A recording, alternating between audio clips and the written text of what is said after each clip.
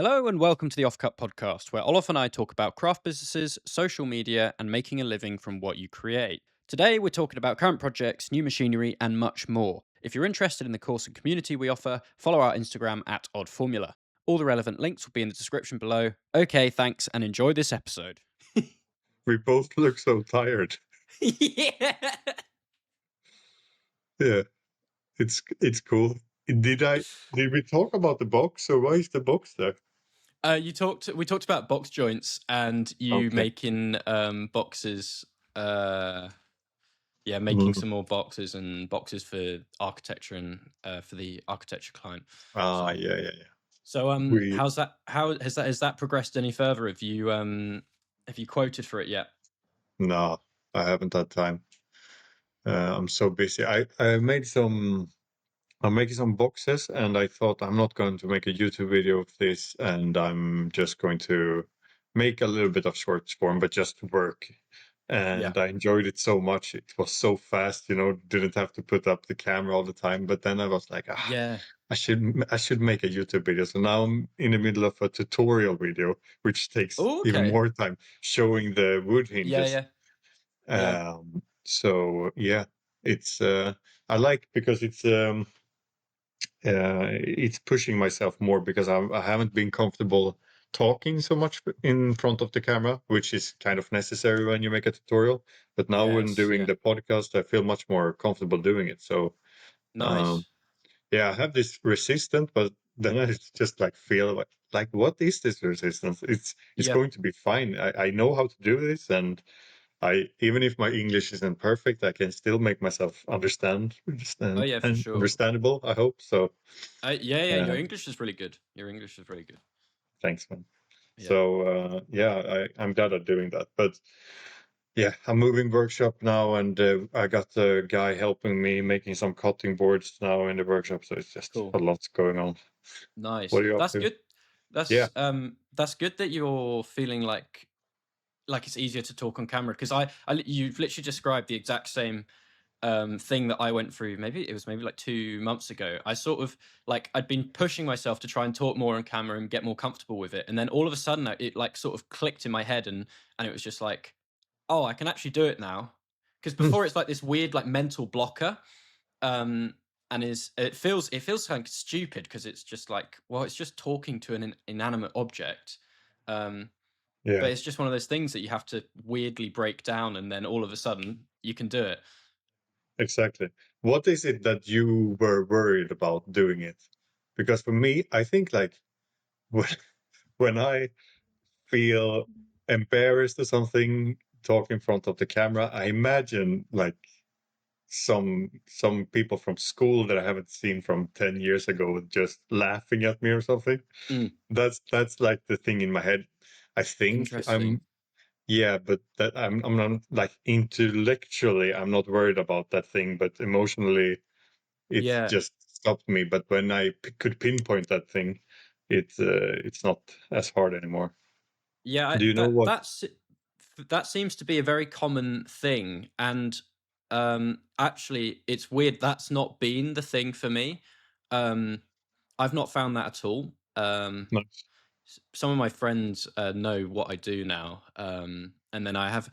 You can Did you hide it sometimes. before? No, I never really hid it. I was quite open about what I'm doing, especially because a lot of people when I quit corporate and I started furniture making, everyone was just like, "Oh, that's super cool. Go on." Like that, like sort of thing that they'd love to do something where they quit the sort of 9 till 5 and do something that is like one of their hobbies, or yeah, try and start their own business. But now and again, I see people from like uni and from before that like follow me, and I do sometimes think like, what the fuck do they think? Um, but it's never been actually.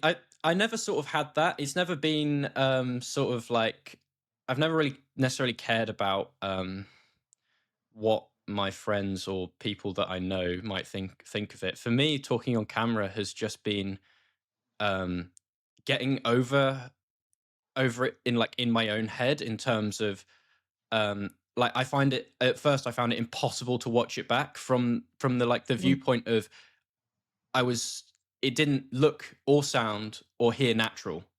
mm, Um and that was the thing that made it like hard because it's like it was like a challenge to come a, to relearn how to talk naturally on camera, and that was the thing that I found hard and annoyed me, and then in a way I was scared that I came across as a robot.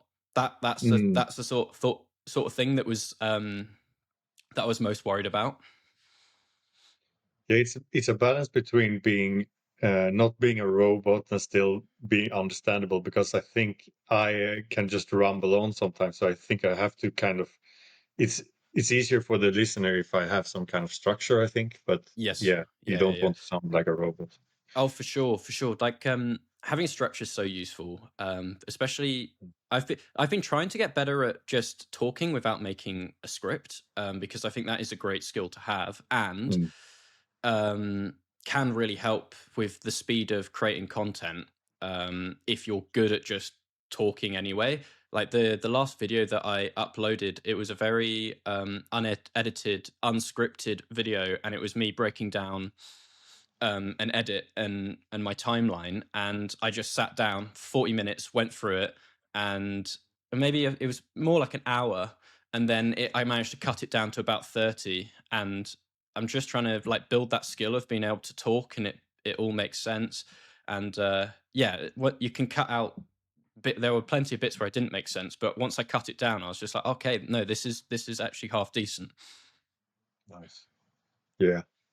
And also, like, when I watch YouTube videos, there's sometimes you just don't get everything. Like, you're so Yeah, much more critical to yourself. Like, yeah, now when I'm working on the tutorial, I'm thinking, um, like, do people understand this? And like, yeah, they can also see. I don't have to explain every word correctly because they can still see what I'm doing. But yeah. also, it's the I have to strain myself because you can go on so much. I can talk about those wood hinges for such a long time, but Yeah. like it's the first time you do it, like the people that are watching this, it's probably the first time they do it. They don't need to like do all the pro tips, just so So are you recording so you're doing are you talking to camera while you're doing like demonstrating? yeah, but I'm not filming myself much. I did in the beginning, but I'm just more showing with my hands. And the good thing about that is that if I say something wrong, I can also just add a voiceover Yeah. afterwards. Yeah, yeah, for sure. Because So I literally had same sort of dilemma for my last video that I cut down. Is I was just like I was explaining so much and sort of went on tangents, and you just realize that you can just cut that out and yeah. replace it with like some on-screen visual and or re-record it or re-put something over and it's all fine. Yeah. Mhm. So is this tutorial for your main channel or is it for the how to like do woodwork course? No, it's just on my YouTube channel, my Yeah. main one. I don't think I've done. Yeah. So I just wanted to try to make a tutorial. I Uh, think that would be really cool. That'd be really good. Um, yeah, it's nice to give value, and it's also, yeah, I'm just exploring long form more, so it mm. felt natural. And now, yeah, yeah. I'm Oh, sure on tutorials, I'm sure the retention graphs are probably quite good as well because yeah, there is exactly. a like with people following along, there's a there is a like a real like the payoff is so obvious that someone is should stick to the end if they want to do it. Yeah, and people watching back and like stays on the video for a long time. Yeah. Yeah. You got any new YouTube videos coming up? Um, I've planned out my next one. So I posted one on Sunday. And now I'm planning out my next one, and that one's going to be focused on. So I've done one on gear, and now I'm going to focus a bit on how to actually like how I use that gear to make certain shots look a certain way. And it's going to be sort of like a it's going to be an interesting one because I'm going to rank gear and skills in a level of importance for creating cinematic visuals. Um, Mm. and it's interesting because a lot of people would probably put the camera as number one, Mm. but the camera is actually much like further down, and it's like skills like lighting, which is higher Yeah. up. I Yeah, was guessing lighting would be somewhere in the top. What's yeah, coming yeah. next? Oh, I don't want to give it all away. Don't want to give it all away. But yeah, but I'm going to talk about basically storytelling, lighting, color grading, audio, shot composition, framing, sequencing, location, and then ND filters, shutter speed, camera settings, all that sort of stuff. Talk about them, how they impact an image, and then also rank them because I think that ranking things is a cool sort of structure. Keeps your video structured. Oh, yeah, yeah, yeah. Yeah, I guess what you mean. Yeah, for sure. Yeah, I like that. Nice. I need to watch that one. I've been so busy lately, I haven't had time to watch it, but I need to learn Yeah. that. Yeah. Yeah, I think we're talking about it last week. We're talking about I was thinking about making a like breakdown of edits sort of videos. So on the Friday, I just sat down for an hour, recorded one. It's very like informal, off the top of my head, and it's like 30 minutes long, and it's just me sort of chatting shit about my edit. And but it's performing really well. Where are we at with it?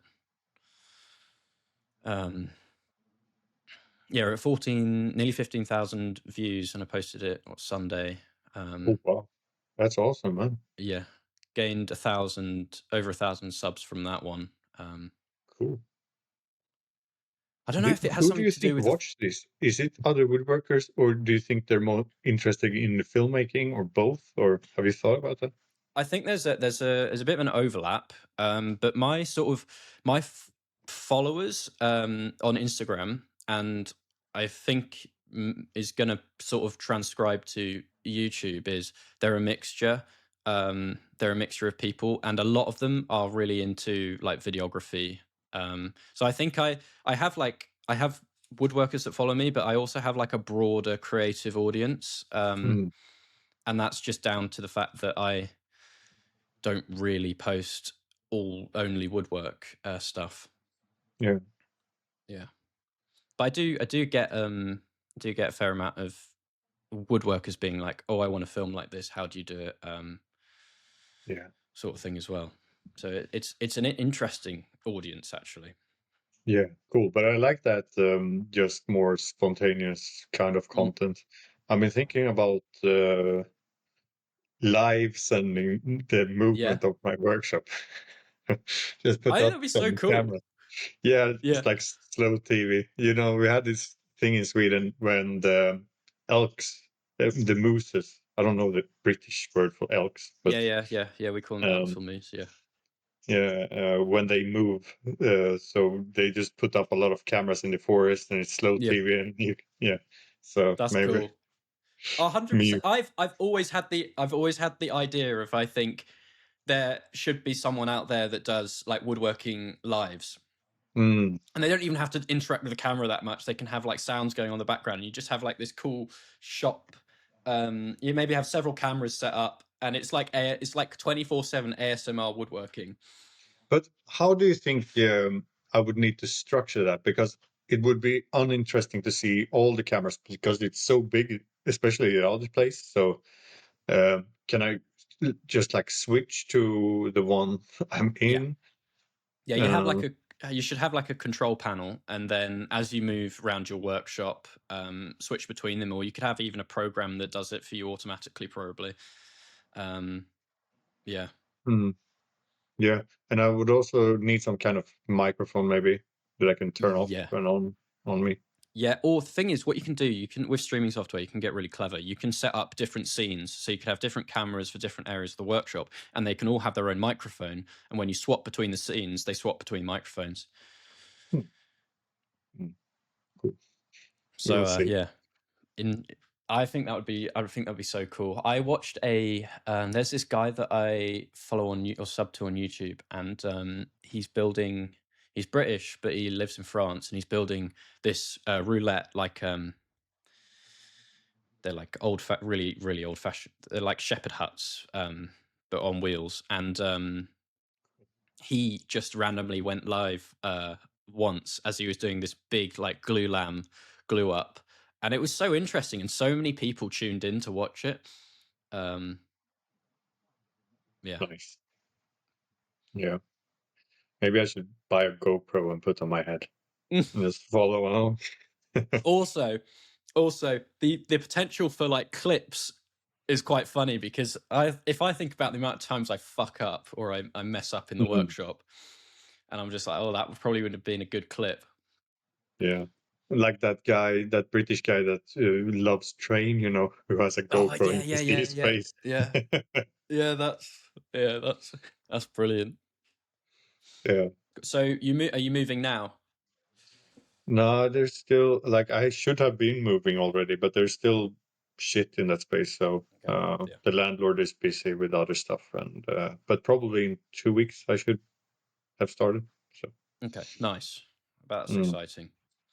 yeah, so I started on Yeah, yeah. the um, the wood hinges. That's why the tape right now. But so the Ah. only bird's eye is inside here, Oh, okay. It's the base. and Yeah. this is actually it's called curly birch, but in Swedish it's masurbjörk. So it's not only curly Ah. birch; it's its own species, but it's kind of a burl birch.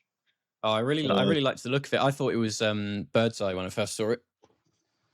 yeah, it's but the bird's eye is more um, yeah, yeah. But I love this as well, and it feels good to work in some lighter woods because I worked with so much walnut and mahogany Yeah. and fumed Yeah. oak, but Yeah. I like it. It's nice. Yeah. They look super clean. So are you doing the what sort of hinge are you doing? The wood one, like this. So I'm preparing for the glue up now. Right. Uh, Okay. Okay. so I'm That's putting cool. tape here because Yeah. under every other it's going to be oil, and under every other it's going to be glue because every other Yes. is Yeah. Yeah. glued Yeah. into the top and the bottom. So Yeah. And then how does it is there like is there a pin that goes through it, or yeah, exactly. Metal pin, like metal pin? 1.5 millimeter. Yeah. Oh, okay. Okay. Nice. So some people always comment that I'm bullshitting because it's not only wood hinges. I shouldn't try to. It basically is. It basically is. Like, how can you get more? You can't necessarily get even more wooden. I don't know. I suppose you could, You but could make it in wood, but it would just be so fragile, so it yeah, wouldn't be worth it. yeah, yeah, yeah, yeah. That's so cool. So, So what oil are you finishing them in? I think Rubio, but they Yeah. have a product that they're going to send me with some sheen plus to make it a little Okay. bit better sheen. Yeah, So yeah. I'm looking forward to try that because it's very matte otherwise. Yes. Yeah, yeah. Um, yeah. So I'm going to make wooden bottom on those as well, or latch. But I haven't Oh, decided yeah. if I'm making a YouTube tutorial on those. But Right. And maybe. would that be like inlaid into the box, or it Yeah, like stick inlaid, but protrude? still on the Yeah. outside. Yeah, Oh, okay. And would you use like the shaper to cut out? Yeah. yeah. But by the way, I will probably use the shaper, but I bought this beautiful machine the last weekend. Uh, so I might use that one. It's like an overhead router. We had one in my school and I loved it. It's like a handheld CNC with old. I need to see if I can find Oh this one wow. because so I was just on Facebook Marketplace and it Yeah. popped up and it's like a Swedish Facebook group where they sell machines and stuff. And I was at my girlfriend's place and it was just nearby. So Yeah. I contacted him and someone had already like said that they are going to buy it. And I put Yeah. a Yeah. higher bid and he yeah, he said he will try, and then he contacted me again and said that I could buy it. So I haven't picked it up yet, but I'm going to do that Nice. soon. But it's the most beautiful one, and two of my friends wrote to me like, or one, yeah, a friend of mine said that he was trying, he wanted to buy it before me, but I, I was first. It's so it's been in a school environment, Yeah. but that machine is too complicated for the students to use. Right. So it Okay. was Yeah. only like the teacher, and there's no production. So it's pretty old and barely used. And the guy who had it, he actually went to the same school as me, and he's a old retired woodworker who doesn't do any Nice. woodworking anymore, but he Yeah. has Yeah. Yeah. motorcycles and love just taking care of machines. Yeah. So Yeah. it's Yeah. in top In good. notch Yeah. condition. Like I've never seen such an old machine without any rust, or yeah, it's just shining. So yeah, my internet is so slow. Do So you know what's it called? What type of router is it? um, in Swedish it's sink machine. It's I think it's called overhead router. Oh, it's like a bit like a mill. Yeah, almost. So I love those old, Oh my god. you know. Yeah. That's proper old. Yeah. So I'm so excited. So what's the benefit of using it over a shaper? Is it the maybe the setup time? Yeah, I've been trying to find arguments why I need it. Right. Okay. And I'm not like sometimes when you, yeah, I mean, I would say that Shaper can do pretty much everything this Yeah. one can do. But if you're making a bigger production and you just want something, quickly put it in and route something, and like Yes.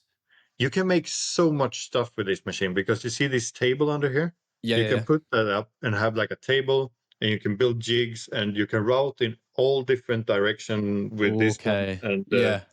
you can be really creative with it and make just like grooves for bottoms and yeah, like the wooden bottom I'm probably going to use it for. But Nice. yeah, like the shaper can probably, it's not, I didn't buy it to help my production very much, but I just love this machine.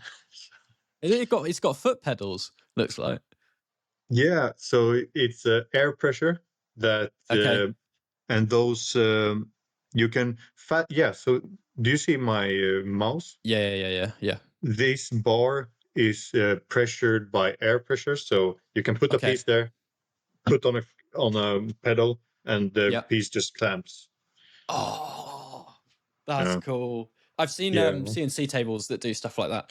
That's cool. Mm, So yeah. I guess the benefit of it is you can set it up and say you've got to do like 15 of the same pass. You set it up, you make your jig, and then you just bam swap them all in without having to like.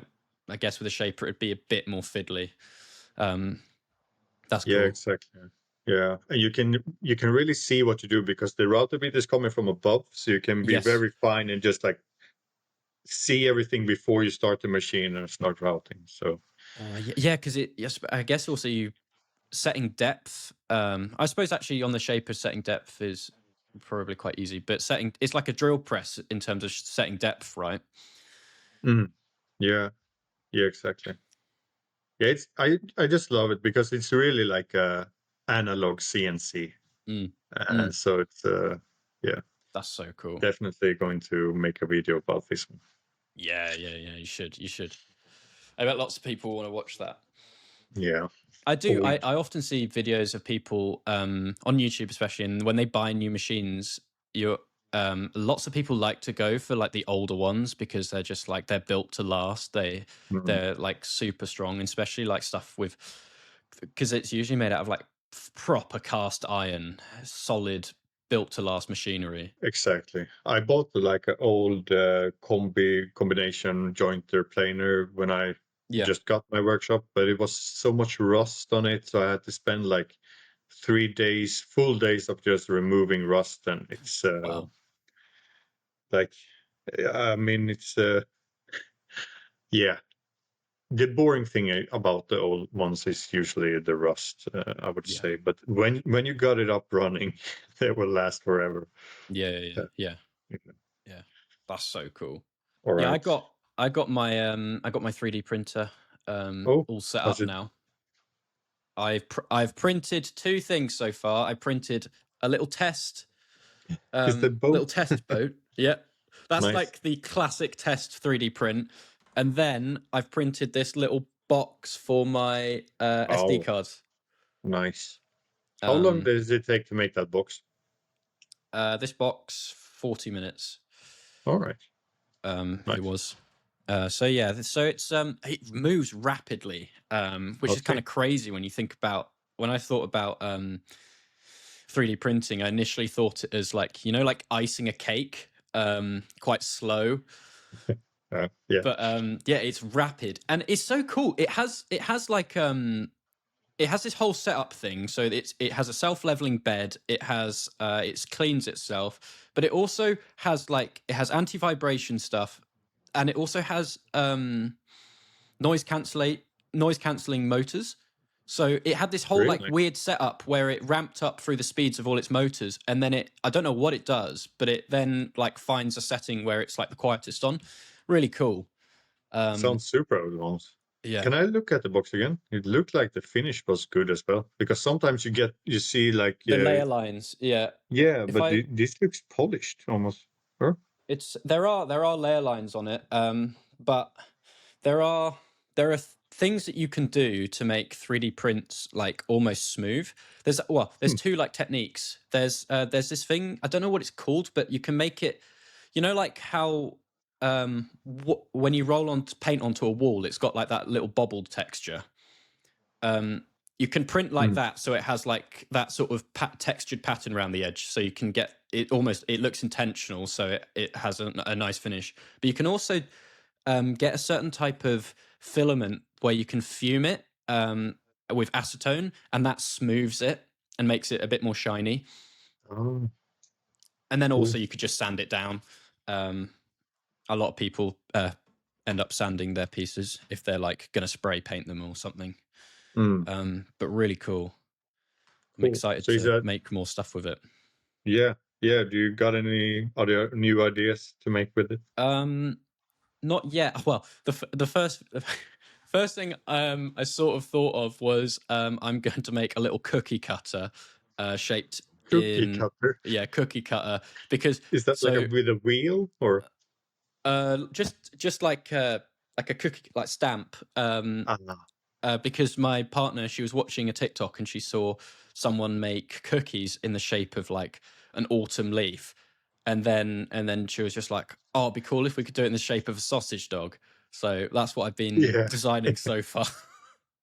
Yeah, because I've been learning Fusion um, Nice. How's it to. going?